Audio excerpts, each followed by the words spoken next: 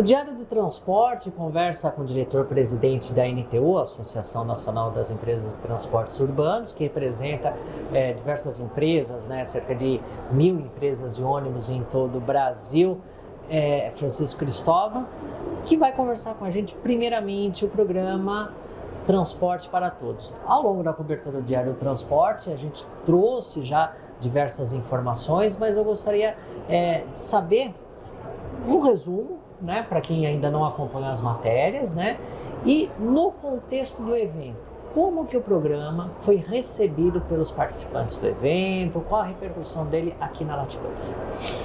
Bem, vamos começar pela definição, qual é o objetivo desse programa? O objetivo desse programa é encontrar um modelo de financiamento para custear a operação.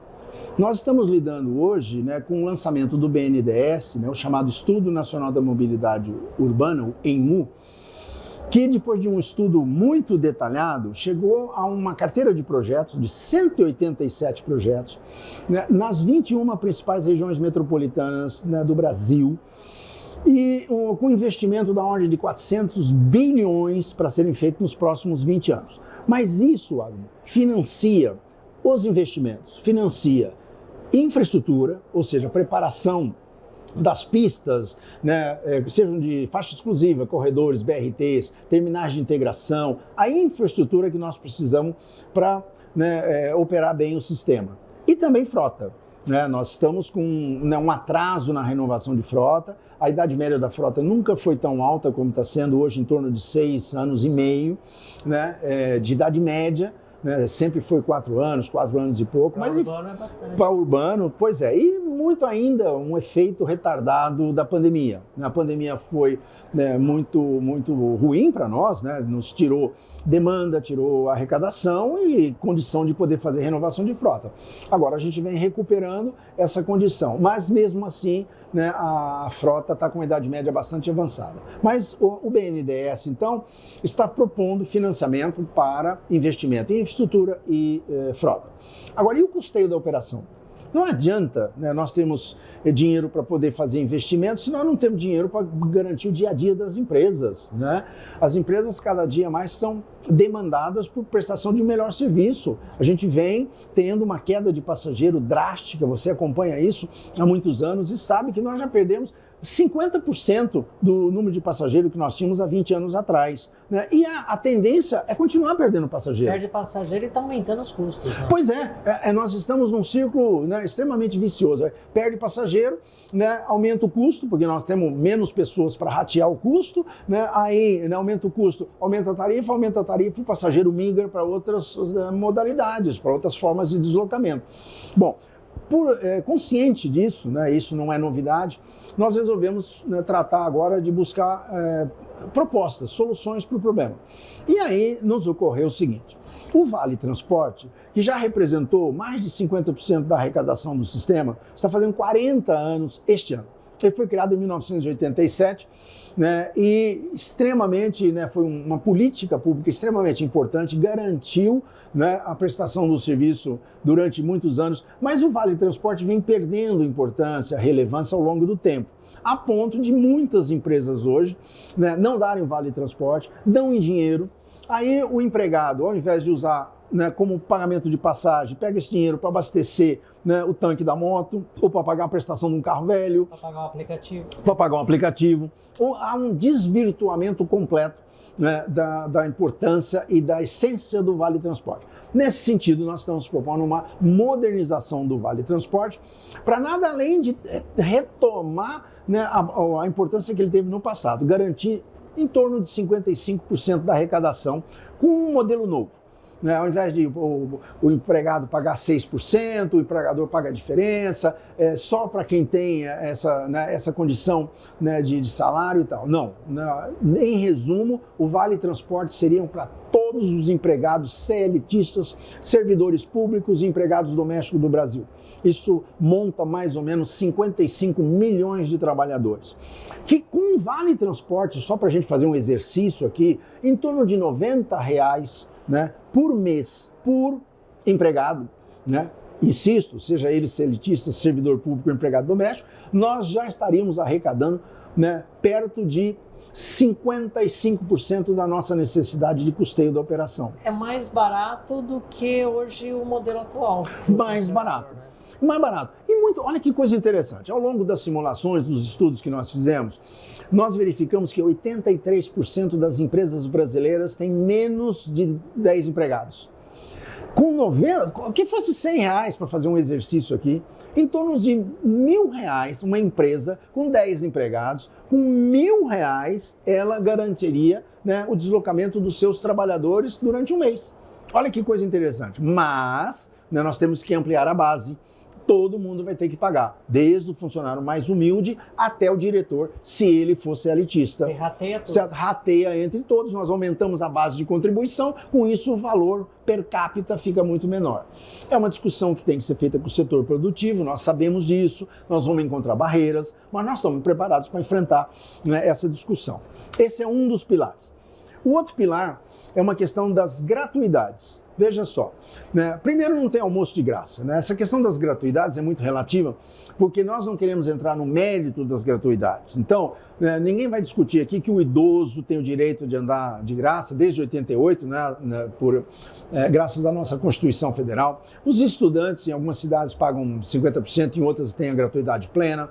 O deficiente, o doente, né, às vezes o policial, às vezes o funcionário público, o professor de escola pública. Enfim, cada cidade tem um modelo de gratuidade. Acontece o seguinte, essa gratuidade é relativa. Então, essa questão das gratuidades, continuando, né, é muito relativa. O que acontece é que, como é que a gente calcula a gratuidade? Nós pegamos o custo total da produção do serviço, considerando, né, o preço do ônibus, o combustível, a mão de obra, as peças, os tributos, todos os custos administrativos de uma garagem e tal.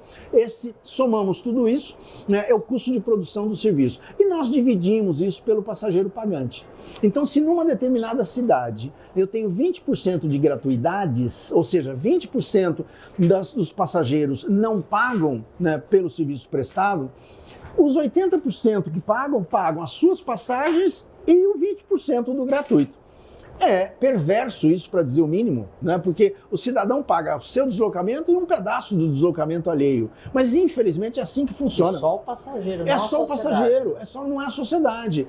E, para minha surpresa, eu estava recentemente num debate na Assembleia Legislativa, comentando esse assunto com 2 deputados federais, né, de bom nível, né? E expliquei isso a eles e eles disseram o seguinte: não, pera um pouquinho, mas quando a gente propõe aqui uma gratuidade, quem tem que arcar com esse custo é o empresário. São as empresas que têm que transportar gratuitamente o cidadão, né, para quem nós aqui, né, decidimos que ele vai ser transportado de graça. Eu digo, então, lê do engano. Não é assim que o modelo funciona. Para cada gratuidade que vocês conferem aqui, esse custo cai em cima do passageiro pagante. Então, se hoje ele paga 20%, vocês, né, estabelecerem novas gratuidades, ele vai pagar a passagem dele mais 30% da passagem para poder cobrir as gratuidades. Então, isso é, no mínimo, perverso. O que nós estamos propondo? Que quem banque, né, o deslocamento do estudante sejam verbas da educação. Quem banca o deslocamento dos deficientes e doentes? Verbas da saúde. E do idoso, para só ficar nessas 3 gratuidades, que são as mais significativas, assistência social. Então, pegamos dinheiro lá do Fundep, por exemplo, né? O que é o Fundep? É um fundo nacional, né, para o desenvolvimento da educação, que tem recursos da União, do Estado e do município, né? Esse montante de recursos vai reservar uma parte desse recurso para garantir o deslocamento do estudante. Eles já não pagam ônibus do caminho da escola? O caminho da escola. Ele paga o salário dos professores, né, da escola pública, paga as instalações, manutenção, reformas, ampliação, o transporte dos ônibus escolares e por aí vai. Vamos falar de saúde, né? Pegamos aí verbas do SUS. Mas o SUS já tem um problema, né, de funcionamento. Não, é problema de gestão, não é problema de falta de recurso. E, de novo, o Sistema Único de Saúde, ele tem recursos da União, dos estados e dos municípios. Forma um grande montante de recursos que serve para pagar, né, a saúde pública. De novo, né, os médicos, os paramédicos, os hospitais, os serviços, acessórios, etc, etc. Por que não pagar o deslocamento do paciente, né, e do deficiente e dos doentes? Agora, não interrompendo a linha de raciocínio, mas aproveitando o gancho, no marco legal havia um artigo muito semelhante a esse que foi vetado. Que dava exatamente essa condição, para que a gente agora, né, com a aprovação do marco, a gente pudesse ir, né, ao encontro desses novos recursos, né, ir lá no Fundep e dizer, olha, agora, né, vocês têm que reservar parte do montante do Fundep para pagar, né, deslocamento de estudante e tal. Infelizmente esse artigo foi vetado. Não significa que nós demos a guerra por acabada, né? Nós ainda estamos trabalhando na NTU para discutir a melhor estratégia para derrubar esses vetos, né? Não estamos sozinhos nessa luta, estamos, né, exatamente, juntando esforços de outras entidades congêneres, né, que trabalham com o mesmo intuito que a gente, né, para tentar derrubar esses vetos e resgatar isso. Mas se isso não acontecer, né, a gente conseguir derrubar o veto, nós vamos atrás da legislação, né, complementar, né, para poder estabelecer que, né, os recursos da área da saúde, da educação e da assistência social sejam responsáveis, né, pelo deslocamento das pessoas beneficiárias das gratuidades. E por último, um terceiro pilar, que aí sim é uma novidade, é a criação de um vale transporte social. Nós, de novo, não estamos criando nada novo, imposto novo, né? Não, nós estamos indo lá no orçamento do Bolsa Família, que hoje já é da ordem de 160 bilhões de reais por ano, né? E vamos lá e vamos, né, ver se a gente consegue um pedacinho desse orçamento. Para quê? Porque o propósito do Bolsa Família é garantir a subsistência das famílias, né? É o alimento, é o mercado, o arroz, feijão, o macarrão e tal. Mas não garante o deslocamento dessas pessoas, seja para buscar, né, um trabalho ou ir ao encontro de algumas oportunidades, para poder vender alguma coisa que produz. O transporte é uma subsistência, é uma perna da subsistência. É uma perna, né? Então nós estamos querendo dizer assim, olha, nada novo, não vamos aumentar, não vamos criar imposto, não vamos aumentar, não, vamos lá. Sempre o Bolsa Família tem uma dinâmica, né, que algumas famílias saem do Bolsa Família porque conseguiram, né, uma condição de renda que permite, outras entram, né? Nós estamos querendo, além dessas que outras famílias, entrar com, né, esse serviço, como você muito bem colocou, porque estamos atribuindo ao transporte, né, uma parte da subsistência da família também. É um direito social. É um direito social previsto lá no artigo 6º da Constituição. Então, tudo dentro da mais absoluta legalidade e tal. É só uma questão de visão. Então, baseado nesses três pilares, a modernização do Vale Transporte, a atribuição, né, finalística das gratuidades e a criação de um Vale Transporte Social, nós conseguimos equacionar mais ou menos 85% do custo da prestação do serviço, nacionalmente falando, né? Então falta aí esse 15%. Ora, muito mais fácil agora para o prefeito, já que ele conseguiu resolver o deslocamento dos trabalhadores, dos gratuitos e das famílias de baixíssima renda, ele fica só com 15% da demanda para resolver. Aí ele pode ou utilizar recursos do orçamento ou estabelecer uma tarifa pública extremamente módica, que qualquer um vai ter condição, né, de arcar com esse custo. Porque são, na verdade, esses 15% é o passageiro eventual, sabe? Sou eu, que não uso o transporte coletivo todos os dias, mas que de vez em quando eu digo, eu saio da minha casa e vou para o clube no final de semana e eu não quero ir de carro, né, combino com a minha mulher, aquela que vai me pegar lá depois, né, na hora do almoço, e eu vou de ônibus. Né? Já se falou muito em receita extra-tarifária, né? Aí, primeiro que você pensava, anúncio em ônibus, anúncio em terminal, isso não traz muito dinheiro. Pouquíssimo. Eu costumo brincar que, né, propaganda em ônibus, né, todo o dinheiro que você consegue, depois você usa para pagar a limpeza do ônibus, para tirar aqueles decalques, né, refazer pintura. Tá? É um engano. Só para a gente deixar o papo leve, mas rapidinho, São Paulo, claro, né, você militou muito em São Paulo.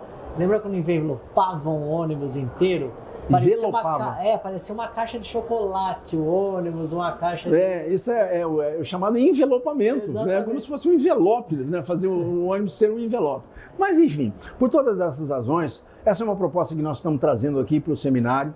Por enquanto, está sendo muito bem aceita, é uma proposta aberta, né? Nós fazemos questão de dizer isso, nós estamos, né, recebendo sugestões, contribuições, não temos a pretensão de dizer que, né, o nosso projeto está pronto e acabado, muito pelo contrário, né? Nós estamos iniciando uma discussão, né, propondo um novo modelo de financiamento para o custeio, né, não para os investimentos, para o custeio, né, e queremos receber contribuições, sugestões, é esse o nosso propósito. Todos os nossos painéis aqui, os 5 painéis, estão tratando dessa condição, por uma razão muito simples. Por exemplo, o painel que discutiu, né, estava agora acontecendo, que é tecnologia. Óbvio que nós estamos passando por um momento, né, de discussão de tecnologia, de mudança do perfil tecnológico da frota e tal. Mas sem dinheiro, né, para custear isso, né, não faz sentido, né? Nós investimos em veículos mais modernos, mais sustentáveis, que usam novos tipos de combustíveis, se nós não temos, né, como garantir, né, o funcionamento do dia a dia do ônibus. Foi justamente isso, inclusive, que a gente fez uma matéria especial no Diário do Transporte sobre isso. A gente viu tantas inovações aqui na Latibus, que acontece junto ao seminário, só que muitas delas não chegam ao passageiro porque não tem como custear essas inovações. A gente viu ônibus que parece coisa de outro mundo, parece. E esse que é o detalhe, né? A gente andou aqui, parece que está andando num outro mundo. Aí a gente vai para a rua, vê uma coisa completamente diferente. Não é um paradoxo isso? Né? Ontem eu discutia isso na palestra que o ministro Nelson Barbosa fez, né, diretor do BNDES, que trouxe aqui detalhes do Estudo Nacional da Mobilidade Urbana, e eu tive a oportunidade de comentar a palestra dele, né? Eu disse, olha, ministro, basta olhar essa feira. Né? Em termos de tecnologia, nós não temos nada a dever a ninguém, né? Nós produzimos os ônibus mais modernos, mais sofisticados, né, que a indústria é capaz de fazer. Ah não, esse ônibus nosso aqui é de 3ª geração, lá na Europa tem coisa muito mais moderna, nos Estados Unidos. Não é o caso. Diga-se de passagem, a nossa multinacional, né, que é a Marco Polo, exporta para 47 países, se não me engano. Né? Então, é um negócio assim, em termos de tecnologia, não nos falta competência, né, e produto. Né? Colocar na rua. O problema é o financiamento, né? É o custeio.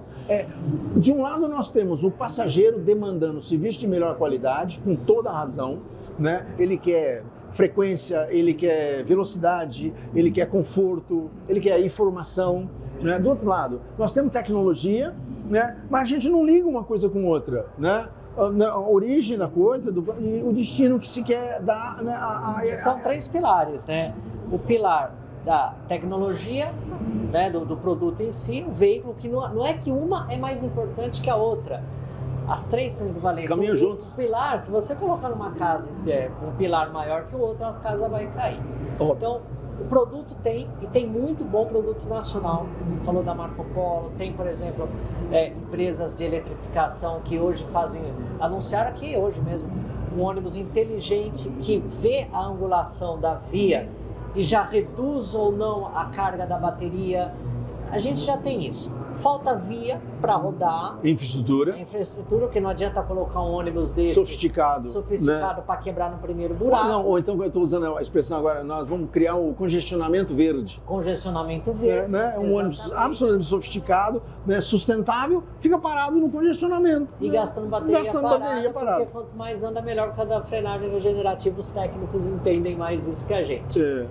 E a questão da operação. A NMU tem as propostas para infraestrutura. A indústria se virou. Praticamente a indústria brasileira se virou. Ela é resiliente. E é claro que ela tem o papel comercial dela. E agora é a operação. E agora sobre a operação, uma questão que foge um pouco a questão do programa, mas muitos operadores têm nos procurado. Existem muitos motoristas de ônibus que hoje estão fazendo pico nos aplicativos, vão trabalhar cansado e acabam gerando acidentes nos ônibus e também nos próprios aplicativos, porque ele está cansado de dirigir o ônibus e ele está cansado de dirigir o aplicativo. Claro, tem uma questão de legislação, mas vamos discutir essa questão, começando na discussão, pelo menos. Eu acho que a saída é essa mesmo, você já usou a palavra-chave, é discutir essa questão, porque isso, nós estamos meio que de mãos amarradas, né? Porque nós somos obrigados, né, pela legislação, a dar um intervalo entre uma jornada e outra de 11 horas. É exatamente o que o profissional precisa para poder, nesse período que ele deveria estar descansando, por força de lei e de acordo coletivo, né, ele vai, né, para o aplicativo para, né, conseguir uma renda extra, né? Como lidar com isso? Olha, eu estive pessoalmente com o ministro do Trabalho, Luiz Marinho, tratando dessa questão, né? Não encontramos uma saída imediata, né? Ele disse, olha, isso é um assunto importante que precisa ser discutido. Eu disse, olha, ministro, por uma razão muito simples. Nós estamos tornando a vida desse profissional mais difícil, né? Ele está ficando mais doente, ele está apresentando nas garagens atestados médicos que, numa quantidade que a gente nunca viu, né? E outra, provocando acidente. Então nós temos que encontrar uma saída para essa situação. A melhor saída é discutir o problema, porque sozinhos as empresas operadoras não têm como resolver, né? Isso extrapola a nossa competência. Eu não posso obrigar, né, por força de contrato de trabalho, né, o profissional a ter dedicação exclusiva, que é o que a gente costuma, é o nome que a gente dá, né? Não, ele é só profissional meu, né, para isso eu remunero e tal. Eu tenho que seguir a legislação aplicável, a legislação trabalhista, os acordos coletivos, mas isso possibilita a ele, né, usar dessas horas de lazer, né, para poder, de descanso, de lazer, para, né, infelizmente, aumentar a renda dele, isso é legítimo, só que, né, nós estamos aí com, né, um problema sério, porque, como você bem colocou, ele se torna perigoso na direção do coletivo e também, né, do individual, do transporte individual, porque quem trabalha 18 horas por dia, né, não está, né, com as condições, né, de reflexo, era exatamente o que eu ia dizer, né, normais, né? Nós tem uma expressão técnica, né, muito utilizada, né, na área não do transporte, mas do trânsito, né, que é as 4 letras, né, P, I, V e E. Né? O cidadão tem que perceber, tem que entender, tem que determinar, né, a ordem e agir. Então, né, se um motorista, seja do aplicativo ou de ônibus, vê uma bola passando na rua, primeiro ele tem que entender, né, que tem um objeto circulando na frente dele, ele já tem que ficar atento, né? Tem uma famosa frase, atrás de uma bola sempre vem uma criança, né? Então, aí, bom, primeiro ato, entender. Segundo ato, né, olhar. Segundo ato, entender o que está acontecendo. Terceiro ato, mandar o cérebro, quer dizer, você tem que tomar uma decisão. O quarto, né, frear. E aí, agir. Pisar no pedal. Isso aqui milésimos de segundos. Pois é, isso tudo leva um tempo. Agora, as pessoas que estão em condições normais de descanso e tal, esse chamado PIEV, né, ele ocorre em segundos. Agora, um cidadão estressado, cansado, que está trabalhando 18 horas, né, entre ver a bola passando, saber que tem um objeto circulando, que não, ele não consegue. E aí, o número de acidentes, seja de abalroamentos, de atropelamentos, hoje já está um absurdo nas garagens. E a gente recebeu informações, quando a gente coloca essas matérias, o Diário do Transporte ele tem colocado essa discussão a público, muitos comentários tipo, então aumenta o salário, mas é por esse caminho, é possível? Mais uma vez o paradoxo. Aumentar o salário significa transferir esse custo para o passageiro. Porque se eu aumento o salário, eu aumento o custo de produção do serviço, eu preciso de uma tarifa pública maior. E aí eu afugento o passageiro, porque entre pagar um valor acima do que ele pode, ele vai preferir comprar uma moto. E aí essas mega empresas de aplicativo, então, poderiam ajudar nesse custeio, então, ou de alguma maneira, porque você falou de aumentar o custo aumentando o salário, mas a gente tem percebido, o Diário do Transporte não é só teórico, a gente vai nas garagens, a gente conversa com os operadores, com os motoristas, já está aumentando o custo de operação, porque Sim. Toda vez que um ônibus bate, além do principal, que são as vidas, que a gente tem que pensar nisso no principal, a gente tem que pensar no outro aspecto, tem que consertar esse ônibus. Tem que tirar de operação. Tem que tirar a operação, tem que pagar a indenização, tem que ver as questões previdenciárias. Então, quer dizer, essa questão do motorista dirigir o ônibus e depois ir para o aplicativo, ele mexe, não é uma questão trabalhista, é uma questão de segurança no trânsito, é uma questão de financiamento de transporte. E eu acho que as autoridades não estão entendendo isso. Não. Aliás, né, Adam, não estão entendendo isso e tantas outras coisas que nos afetam no nosso dia a dia, né? Você vê essa questão de várias localidades autorizando o mototáxi, né? É o absurdo dos absurdos. As estatísticas estão aí para mostrar, né? Não é uma questão que nós estamos defendendo o mercado, né? Não. Os operadores de ônibus não querem dividir, não querem competição. Não é isso. Se trata de segurança absoluta, né? Se trata de, né, ocupar leitos, né, de UTIs, né, que deveriam estar, né, sendo recicladas e passando. A pessoa fica lá um dia, 2 dias, sai. Não, um acidentado de moto vai para a UTI, às vezes fica 15, 20 dias, porque os acidentes são gravíssimos, envolvendo o motociclista e, né, o passageiro. Né? E aí tem toda a responsabilização disso também. A gente estava conversando com a advogada especializada Liana, que também tem a questão do seguinte: tem um acidente, a empresa de ônibus ela é obrigada, do ponto de vista legal e previdenciário, a arcar com tudo. Só que a empresa do aplicativo... Nada. Né? Nem do operador, né? Porque não, certo, a responsabilidade do passageiro é do motociclista, ele que faça um seguro contra terceiro, né? Agora, a plataforma nem do motociclista ela garante. Não, o motociclista, né, o meu operador, né, eu vou garantir, mas, né, o transportar, o passageiro, né, não. Não, eles não garantem nada. Eles são, na verdade, o seguinte: entra na minha plataforma, passa a ser um usuário e, né, de cada corrida você me dê um percentual e use a gosto.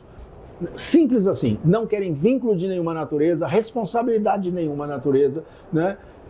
E pior, né, a gente assiste, né, autoridades, né, prefeitos, né, autorizando esse tipo de serviço. Então, nesse assunto em particular, eu assim sempre faço, né, manifesto meus cumprimentos ao prefeito de São Paulo, né, que está lutando como pode, né, indo além, né, do que dá para fazer, impedindo que isso funcione na cidade de São Paulo. Ele tem a mais absoluta consciência, né, da importância disso e tem o mais absoluto apoio nosso, né, nessas decisões que ele tomou. Vamos até, né, as últimas consequências para evitar que isso aconteça em São Paulo. Perfeito. O Diário do Transporte conversou com o diretor-presidente da NTU, Francisco Cristóvão, trazendo assuntos, muitos ainda sem solução, como essa questão dos motoristas, outras já com uma solução pelo menos apresentada, né? Encaminhamento, que é o programa Transporte para Todos, mas nossa obrigação é isso mesmo, trazer os problemas e discutir para ver se contribui de alguma maneira. De São Paulo, Adamo Bazzani.